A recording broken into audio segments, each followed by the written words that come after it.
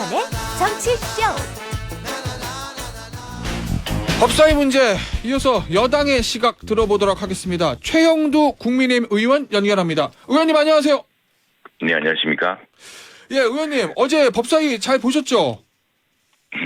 못 봤습니다만 대장 논지는 압니다. 예. 예. 어제 법사위에서 나온 한동훈 장관의 주장을 보니까 헌재 판단은 존중한다. 하지만 현재 검찰 수사권을 늘려놓은 시행령은 별개다. 뭐 이런 얘기들 하고 있거든요. 왜냐하면 민주당이 법 취지 안 맞으니까 시행령을 고치라고 얘기를 해서 거기에 대한 한동훈 장관의 대답인 거죠. 이 상황은 어떻게 보고 계신가요? 예, 그 헌법학자들한테 물어보시면은 그 민주당의 주장이 지금 앞뒤가 안 맞는 이야기라고 다들 이야기할 겁니다. 이런 사안이 2015년인가 있었습니다. 당시 국회법 개정 논의 때 당시 국회와 대통령이 이 문제로 크게 한번 충돌했던 적이 있었는데 네. 법률에 상세하게 구체적으로 다 규정을 해놓고 시행령에 위임을 하지 말아야 됩니다. 가급적 시행령의 위임 범위를 줄이는 것이 그래서 대개 미국 법이나 이런 법들은 굉장히 그 내용이 깁니다. 법 하나가 그 책이 한 권 될 정도로 많은데 우리 경우는 통상 이 법 시행령의 많은 부분을 위임해 놓고 있습니다. 네. 여러 가지 현실적인 이유도 있었을 텐데 지금 이 이른바 금수안박 시행령 문제도 보면은요. 그 당시에 그 검찰청법에 개정안이 이렇게 되어 있습니다. 제4조에 원래는 이게 그 개정 전에는 검찰청법 제4조에 부패범죄, 경제범죄, 공직자범죄, 선거범죄, 방위사업범죄, 대형 참사 등 대통령으로 정하는 중요한 범죄 이렇게 돼 있었는데 이걸 이제 4개를 다 뺐습니다. 빼고 그 중에 이제 2개만 넣었죠. 부패범죄, 경제범죄 등 대통령으로 정하는 중요범죄라는 것인데 여기서 등으로 하는 이것은 대통령으로 정하도록 국회 스스로가 위임한 것입니다. 당시에 왜 그렇게 했냐 그러면은 그 민주당에 이제 워낙 뭐 입법 폭주를 하고 하니까 저희 당이 소수당이어서 그걸 막을 겨를이 없어서 힘이 없어서 대신에 검찰청법에 검찰의 2차 수사권 그러니까 경찰이 이제 기소를 하지 않습니까? 경찰이 이제 송치를 하면은 그 송치 사건을 보면서 이건 뭔가 좀 법 적용이 잘못되거나 증거 조사가 좀 불충분하다 했을 때 재수사를 할 수 있는 대목이 있었습니다. 그걸 지금 검수완박에서는 완전 못하게 해놨거든요. 그걸 다시 살리는 대신에 민주당이 뭐 완전히 이렇게 하는 것을 협상을 통해서 이 3개를 원래 살려놨었습니다. 선거범죄까지. 그랬는데 이 선거범죄도 뭐 안 된다 그래가지고 결국 2개를 했습니다. 당시에 국민들이 엄청난 저항을 했던 기록이 날 겁니다. 결국 여야가 국회의원들의 선거범죄를 검찰 수사 범위에서 제외시키는 데만 다 같이 야합했구나 그래가지고 뭐 엄청난 항의를 받았죠. 예, 그런 사안이 있었는데 그때 보시다시피 이게 중요한 범죄 경찰이 할 수 있는 수사라면은 검찰이 달려들지 않습니다. 이제 경찰과 검찰의 합동 수사가 필요하거나 보다 정합적인 이런 어떤 법률과 증거 조사가 필요한 것들에 대해서 검찰이 수사하는 건 당연한 일이고 이건 뭐 지금 국어 사실에도 나오고 우리가 지금까지 우리 법률 체계에서 대통령으로 정하는 중요 범죄라고 되지 않습니까? 거기다가 정의라는 게 들어갔던 게 가장 큰 이유죠. 네. 자, 그런데 이 부분에 대해서 민주당이 입법적으로 검수완박 후속 작업에 돌입할 가능성이 있다. 뭐 국회법을 이용해 가지고 그 시행령을 고치는 거를 시도할 수도 있다. 아니면 검찰적법이나 형사소송법을 다시 한번 개정을 시도할 수 있다. 이런 얘기들 나오는데 이거에 대해서 국민의힘은 어떻게 대응하실 생각인가요? 저희들 또다시 이 문제가 검수완박을 통해서 도대체 민주당이 뭘 바라고 있는지에 대해서 국민들에게 호소하고 따져나갈 것입니다. 민주당이 사실은 지난번에 그 검수완박법을 자기들도 모르지 않을 겁니다. 이 등을 통해서 검찰청에서 수사의 범위를 경우에 따라서 정말 중대 범죄는 착수할 수 있도록 이렇게 사실 허용해 놓았던 겁니다. 그걸 다 알면서 이제 지금에 와서 말을 바꾸고 있는 것인데 그렇지 않다면 등이라는 말 하나가 얼마나 중요한데요. 이 등 이거는 뭐 딱 입법 체제라든가 외시적 유임 규정의 대표적 사례입니다. 이런 것들은. 그래서 그런 부분에 구체적인 판단은 정부가 하라, 법무부가 하라고 했던 것을 지금 이제 민주당에서 말을 뒤집고 있는 것이죠. 알겠습니다. 곧 국민의힘에서 원내대표 선거 있잖아요, 의원님. 근데 지금 유력한 후보로 거론되는 두 분, 김학용 의원, 윤재혁 의원, 두 의원 다 친윤계 의원으로 분류가 되고 그러면 지도부도 친윤, 당직도 친윤, 원내대표 친윤 이렇게 되면 김기현 대표가 끓인다는 연포탕은 없다. 뭐 이런 일부 좀 비판적인 시각도 있던데 여기에 대해서는 어떻게 보시나요? 그러니까 지금 여당이 예. 친윤이 아니면 뭘 합니까? 그리고 친윤계라는 것도 이제 언론 내에서 만든 용어인데 이것도 범위나 그 내용 범위가 너무 포괄적이고 합니다만 지금 정부의 여당이라고 하는 것은 여당은 영어로는 거버먼트 파티라고 그럽니다. 네. 룰링 파티라고 하기도 하고요. 그러면은 이 여당에서 대통령을 비난하고 하면은 야당해야죠. 아니 여당이 대통령과 힘을 합치고 여당이 조용하지만 그러나 단호하게 정부와 토론하고 정부에서 혹시 잘못 보는 게 있다면 고치고요. 그렇게 하더라도 기본적으로 대통령을 뽑은 정당이지 않습니까? 네. 이 대통령을 뽑은 정당인데 그 대통령을 뽑은 정당에서 대통령과 사각관계가 어긋나고 할 것 같으면 그건 여당이 아니라 야당이죠. 그렇기 때문에 그걸 뭐 친윤, 반윤으로 구분하는 것 자체가 친윤, 비윤으로 구분하는 것 자체가 좀 어불성설이다 생각이 들고요. 근데 의원님 그래서, 지금 새로운 김기현 대표 체제가 출범한 이후에 국민의힘 지지율이 조금 떨어졌잖아요.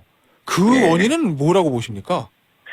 우리 뭐 당이 항상 잘해야죠. 이 컨벤션 효과도 있었고 했는데 더 잘해야 하는데 지금 여러 정책 현안의 문제에 있어서 우리가 지금 특히 한일 관계를 지금 대통령께서 정면 돌파하시지 않습니까? 이 사실은 과거를 직시하면서도 미래를 가야 한다는 과거 김대중 오부치 선언을 이어받아서 또 사실은 지난 문재인 정부는 지금 가장 핵심 사안이 그 징용공 그 이제 피해 보상을 해야 되는 일본 기업들의 그 자산을 현금화하는 문제거든요.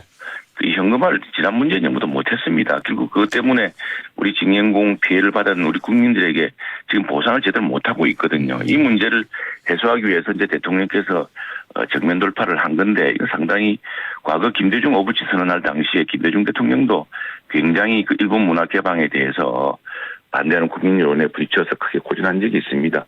그게 하나 있겠고 그다음에 근로기준법 우리 근로시간 문제와 관련해서 이 정부의 취지는 그렇지 않았다 하더라도 특히나 우리 일선의 그 근로 현장의 상황을 생각한다면은 지금 안 그래도 최장 시간이라고 이야기를 하는데 도대체 정부는 무엇을 보고 이 시간을 또 늘리는 이런 그 조치를 한단 말이냐라는 그 국민들 특히 젊은 세대들의 알겠습니다. 이 비판이 많거든요. 그런 비판을 이제 정부 여당이 함께 부딪혀야 하는 것이죠. 그건 국민들을 설득하고 국민들에게 제대로 된 이해를 구해야 되겠습니다. 그러니까 정책적인 이슈 때문이라는 분석이신 거고. 자, 그런데 오늘 아침에 한 조간신문에서 이런 기사를 썼더라고요. 국민의힘이 지지율이 떨어지니 한동훈 천하람에게 손을 내민다. 뭐 이런 류의 기사가 있던데 하나씩만 좀 짚어보죠. 한동훈 장관에게 도움을 청한다. 촌서 찬출론이 국민의힘에서 퍼지고 있다. 뭐 이런 기사가 있던데 맞습니까? 실제 당내 기류는? 아마 그건 여야 정당 그건 현재로서는 저는 가시화되면 없다고 생각합니다. 저는 직접 들은 바가 없고요. 다만 저도 한때 어느 방송에 나가서 그 치어리더론으로 이제 이야기해서 한동훈 차출론의 그 논자로서 제가 금명되기도 하고 했는데 그 문제는 이렇게 봅니다. 지금 정부 여당으로서는 다음 총선이 정부 여당의 정책을 계속 추진할 수 있느냐 마느냐의 중요한 시금석이기 때문에 우리 정부 여당에서 이 추원할 수 있는 모든 정책 역량 또 인적 풀들을 다 차출하는 것이 이제 정치 선거의 원칙이죠. 원칙이기 때문에 그런 원칙 원적에서 나온 거라고 생각하고 지금 뭐 검수완박법 문제도 있고 하지만 한동훈 장관이 다뤄야 될 국정과제가 굉장히 많습니다. 그런 상황에서 과연 그럴 수 있을까는 좀 두고 봐야 될 문제 같고요. 의원님 개인적으로는 총선 차출해서 선거 진두지휘하게 하는 게 맞다고 보십니까? 아니면 법무부 장관 역할을 더 잘 수행하게 하는 게 맞다고 보십니까? 일단 있다고 봅니다. 일단 있다고 보는데 시간이 많이 남아있기 때문에 그건 지켜볼 일이고요. 뭐 한동훈 장관 본인의 결심도 중요하다고 생각하는데 선거를 진두지휘한다는 것은 사실 앞뒤가 안 맞는 말이고요. 그런데 선거를 보면은 저도 선거를 한 두 번 해봤습니다만 이것도 약간 선거에도 보면 스피로바 효과 같은 게 있습니다. 그런데 옆 지역에 또는 우리 대표 여러 후보 중에 발군의 후보가 하나 있어서 이 후보가 잘하면은 같이 영향을 받는 인접 지역도 그 바람이 붑니다. 그래서 사실은 그 후보를 직접 그 지역에 초청을 해서 이렇게 좀 도와달라고 지지 유세를 해달라고 부탁하기도 하는데 그런 의미에서 아주 지금 현재 우리 강요들 중에 인기가 높기 때문에 네. 선거에 나오면은 지금 여러 지역 선거에 도움이 되지 않겠나. 특히 우리가 좀 어려운 수도권 선거 같은 곳에서 큰 도움이 되지 않겠나 네. 이런 취지겠죠. 알겠습니다. 또 그 기사 보니까 이런 얘기도 나오더라고요. 지금 당이 워낙 2030 지지율이 좀 떨어져 있으니 그래도 네. 2030을 좀 껴안을 수 있고 호남에 대한 대표성 있는 천하람 순천갑 당협위원장을 좀 끌어안아야 되는 거 아니냐라는 기류가 당내에 있다라는 기사던데 맞습니까? 아주 당연하죠. 천하람 위원장, 천하람 변호사도 우리 당의 정말 귀한 자산 아니겠습니까? 이번 네. 그 당대표 경선에서도 당당히 지금 사위권에 올라서 그 마지막에 이제 최종 3위를 했죠. 굉장히 그 우리 당의 큰 바람이었고 신선한 저였기 때문에 우리 당에서 한번 귀하게 쓰일 거라 생각을 합니다. 그리고 전하람 변호사 본인도 또 원래는 이분이 이제 경북 대구 TK 출신이죠. TK 그렇죠. 출신인데 예 순천으로 가서 우리 지역에 정말 흠질하고 있는 순천에 가서 지역 통합과 우리 국민의힘을 전국 정당화하는데 큰 힘을 보태겠다라고 하는 아주 당찬 세대 아니겠습니까? 정말 이런 분들을 우리 당이 키우고 보동해야죠. 네. 그러면 만약에 천하람 위원장을 좀 껴안는다고 하면 천하람 네. 위원장하고 이번에 선거를 같이 치렀던 선거를 진두지휘했던 이준석 전 대표는 어떻게 되는 겁니까?